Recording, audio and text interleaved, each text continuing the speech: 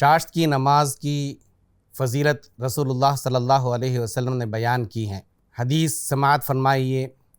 عن ابی ذر عن النبی صلی اللہ علیہ وسلم قال یصبح علی کل سلامہ من احدکم صدقۃ فکل تسبیحۃ صدقۃ وکل تحمیدۃ صدقۃ وکل تہلیلۃ صدقۃ وکل تکبیرۃ صدقۃ وامر بالمعروف صدقۃ ونہی عن المنکر صدقۃ ویجزئ من ذلک رکعتان یرکعہما من الضحیٰ۔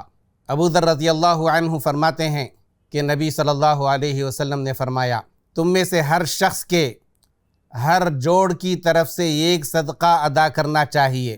ہر مرتبہ سبحان اللہ کہنا صدقہ شمار ہوگا، ایک مرتبہ الحمدللہ کہنا یہ بھی صدقہ شمار ہوگا، اور ایک مرتبہ لا الہ الا اللہ کہنا یہ بھی صدقہ شمار ہوگا، اور اسی طرح سے ایک مرتبہ اللہ اکبر کہنا یہ بھی صدقہ شمار ہوگا۔ نیکی کا حکم دینا یہ بھی صدقہ ہے، برائی سے روکنا یہ بھی صدقہ ہے، اور اگر کوئی شخص چاشت کے وقت 2 رکعت نماز ادا کر لے تو ان ساری چیزوں کی طرف سے وہ کفایت کر جاتی ہیں۔ سبحان اللہ۔ اللہ تعالیٰ نے ہم کو بہت ساری نعمتوں سے نوازا ہے۔ سب سے بڑی دنیاوی نعمت صحت ہے۔ یہ کہ ایک جوڑ جو ہمارا صحیح سالم ہے، صحت مند ہے، اس پر اللہ تعالیٰ کا شکر ادا کرنا چاہیے۔ تو ہر جوڑ کی طرف سے ایک صدقہ کرنے کا رسول اللہ صلی اللہ علیہ وسلم نے کہا، اور اس کا حل بھی بتا دیا کہ اگر کوئی ایک مرتبہ سبحان اللہ کہتا ہے، الحمدللہ کہتا ہے، اللہ اکبر کہتا ہے، لا الہ الا اللہ کہتا ہے، تو یہ سب صدقے میں شمار ہوگا، یا نیکی کا حکم دیتا ہے، یا برائی سے روکتا ہے۔ اس کے علاوہ بہت ساری نیکیاں ہیں، ہر نیکی صدقہ شمار ہوگی۔